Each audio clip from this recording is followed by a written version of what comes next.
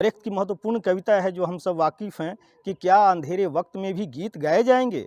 तो हाँ, अंधेरे के बारे में भी गीत गाए जाएंगे। नमस्कार, मैं देव कुमार। साथियों, मैं इस बार दिल्ली विश्वविद्यालय के एसी और ईसी के चुनाव में अपने संगठन डीटीएफ की तरफ से ईसी का उम्मीदवार हूं। आप सबसे अपील और आग्रह है कि आप ईसी के लिए मुझे अपना बहुमूल्य वोट देकर मुझे जिताएं। साथियों, मैं दिल्ली विश्वविद्यालय के संदर्भ में 2-3 बातें कहना चाहूँगा और इसमें सबसे पहली बात जो है जिस पर चर्चा होनी ज़रूरी है, जिस पर अपनी बात रखी जानी ज़रूरी लगती है, वो है यहाँ लगभग 5,000 जो हमारे टीचर्स हैं जो तदर्थ के रूप में काम कर रहे हैं, उनका जो है एब्जॉर्प्शन की बात है, समायोजन की बात है। ये लंबे-लंबे समय से पढ़ा रहे हैं लोग, बहुत अधिक समय से पढ़ा रहे हैं, लगभग 1.5 दशक से कोई नियुक्ति नहीं हुई। तो ऐसी स्थिति में यह एक प्रोमिनेंट मुद्दा है और इस पर दिल्ली विश्वविद्यालय को संज्ञान लेकर इनका स्थायीकरण, इनका एब्जॉर्प्शन करे, ऐसी हमारी मान्यता है।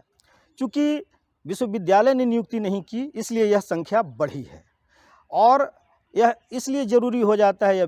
8 दिसंबर 2020 को एग्जीक्यूटिव काउंसिल की मीटिंग होती है जिसमें इसी कमिट करता है कि हम इस पर एक कमेटी बनाएंगे।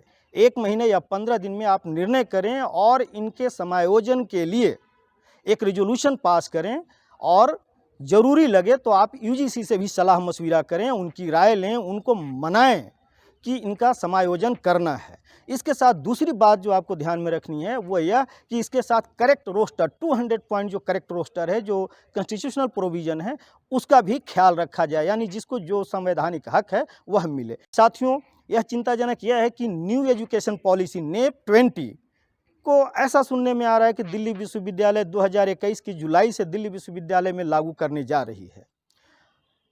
इसमें दुखद बात यह है कि कोई भी नीति जो है वह सरकार की नीति होती है और सरकार की नीति के बाद संस्थाओं में उसकी अपनी एक संरचना होती है जहां चर्चा होती है और फिर उसे लागू करने का निर्णय लिया जाता है। यह शुद्ध रूप से एकेडमिक मैटर है। दिल्ली विश्वविद्यालय में न इस पर एकेडमिक काउंसिल में चर्चा की और न ही एग्जीक्यूटिव काउंसिल में चर्चा की। बिना चर्चा किए हुए अपने अधिकार क्षेत्र का दुरुपयोग करते हुए दिल्ली विश्वविद्यालय ने इससे संबंधित कमेटी का निर्माण कर दिया है और यह कमेटी इसको लागू करने के लिए काम कर रही है। यह उचित नहीं है और हम इसे बर्दाश्त नहीं कर सकते। यह जो न्यू एजुकेशन पॉलिसी है इसमें बहुत सारी गड़बड़ियां हैं जिसके ऊपर चर्चा होनी ज़रूरी है, जिसको रेगुलेट करने की ज़रूरी है। इसमें रिजर्वेशन, संवैधानिक स्थितियों का कोई प्रावधान नहीं है। इसमें जो सब्जेक्ट्स हैं मेजर और माइनर में जो बदल दिया गया है, इससे बहुत सारे जो लैंग्वेज के जो कोर्सेस हैं और जो छोटे छोटे जो डिपार्टमेंट्स हैं उनके अस्तित्व पर खतरा है। और जब उनके अस्तित्व पर खतरा होगा अर्थात उनका वर्कलोड कम होने की संभावना है और जब वर्कलोड कम होगा तो कार्यरत जो शिक्षक हैं, चाहे वो अस्थायी रूप में हो चाहे अस्थायी रूप में हो, उनके अस्तित्व पर प्रश्न चिन्ह लगता है। तो ये मुद्दे हैं। दूसरी तरफ दूसरी जो बात है साथियों वह यह है कि प्रशासनिक स्तर पर बीओजी का कॉन्सेप्ट है। बीओजी कैसे लागू होगा?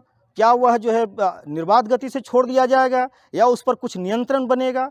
इन सब चीज़ों पर भी चर्चा होनी ज़रूरी थी। तो हम न्यू एजुकेशन पॉलिसी के खिलाफ, न्यू एजुकेशन पॉलिसी की विसंगतियों के खिलाफ हमारा जो है जोरदार हमारी समझ है, यह न्यू एजुकेशन पॉलिसी का एक संकेत है जो धीरे धीरे दिल्ली विश्वविद्यालय ने हेफा साइन किया था, जहाँ लोन बेस्ड शिक्षा व्यवस्था यानी ग्रांट बेस्ड एजुकेशन सिस्टम से जो लोन बेस्ड एजुकेशन सिस्टम के तरफ जो हमारी शिक्षा व्यवस्था बढ़ रही है, कहीं ना कहीं उसका संकेत था। और उसी के तहत है कि संस्थान खुद अपना धन इकट्ठा करें, खुद अपना रिसोर्स जनरेट करें। क्या मैनेजमेंट कोटा यह दर्शा रहा है?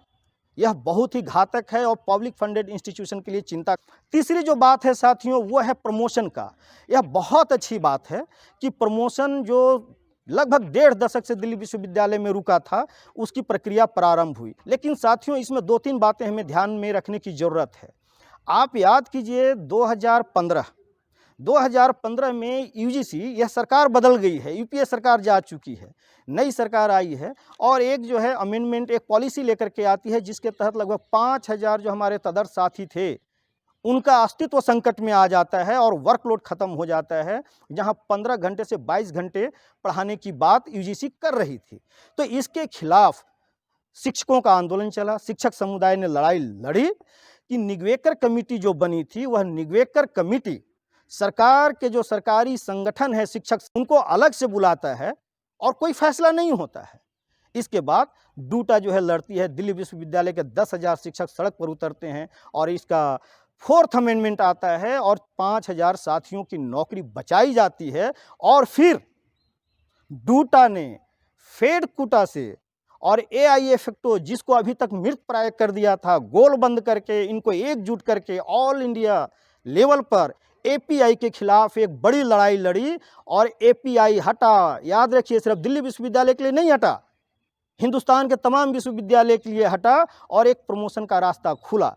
लेकिन सवाल यह है कि यह नई सरकार ने उसके साथ एक और बैरियर लाकर खड़ा कर दिया कि जिनका पीएचडी है उनका तो प्रमोशन हो जाएगा कैश 2018 से, लेकिन ऐसे बहुत सारे हमारे साथी हैं जिनका पीएचडी नहीं है। तो यह बहुत बड़ा बैरियर है। हमारी संगठन की मान्यता है कि यूजीसी इसमें संशोधन करके कम से कम 17 जुलाई 2018 तक के जो पेंडिंग केसेज हैं और नॉन पीएचडी हैं उनको उससे छूट दे।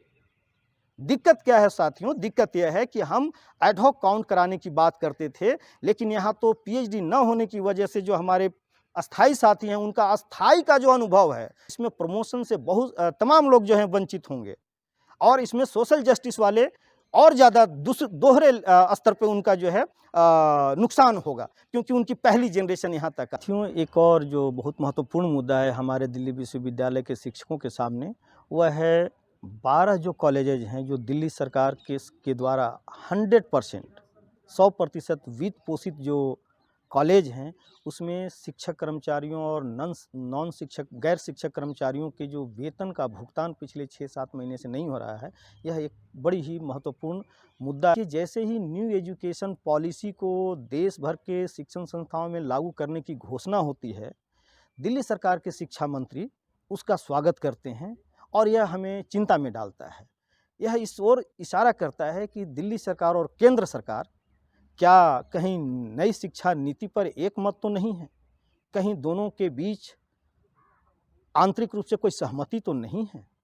क्या इसी वजह से कहीं वो जो दिल्ली विश्वविद्यालय के 12 कॉलेजों के जो वेतन भुगतान का मामला है, कहीं इस वजह से तो नहीं वो इसको रोक रहे हैं और वो ये कहने की कोशिश कर रहे हैं कि इसको जो है स्टूडेंट फीस से जोड़ा जाए, यानी कॉलेजेज स्टूडेंट का जो फीस है, जो पैसा है, उससे अपने कर्मचारियों को, चाहे वो शिक्षक कर्मचारी हों चाहे गैर शिक्षक कर्मचारी हों, उनका भुगतान करे। डूटा इस पर लगातार लड़ती रही है, जो हमारी एक अम्ब्रेला संगठन है, हमारे दिल्ली विश्वविद्यालय के शिक्षक संगठनों का एक मजबूत स्तंभ है, वो लड़ती रही है और अतीत में भी 70-30 का फार्मूला आया। यह दूसरी ओर भी इशारा करता है साथियों, वह यह है कि आखिर जब कॉलेज को इस तरह से कर दिया जाएगा कि आप खुद फंड जनरेट करें, तो उनका पहला अटैक कहाँ होगा? पहला अटैक होगा विद्यार्थियों की फीस में बेतहाशा बढ़ोतरी, और इस फीस बढ़ने से जो बैक बेंचर्स, जो डिप्राइव सेक्शन है, उसको सबसे बड़ा नुकसान होने वाला है।